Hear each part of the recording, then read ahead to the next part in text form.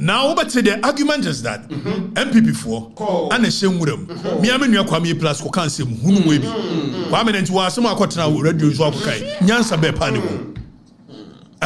Me and a miniano. Nyansa be the womb. Say any MPP for and now Omu said your mama babano.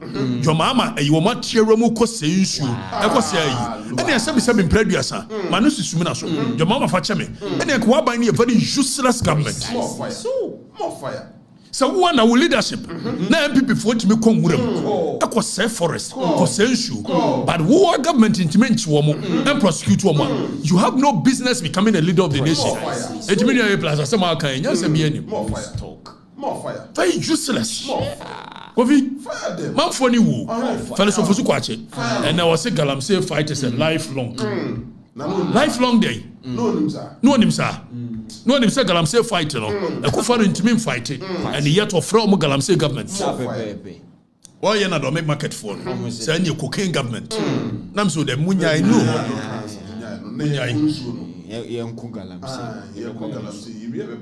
They don't have any. Now I have the moral turpitude to speak on matters like this because under my government, I never at any point supported nonsense like this. And the records are there. I am fighting for the nation. I didn't trust me.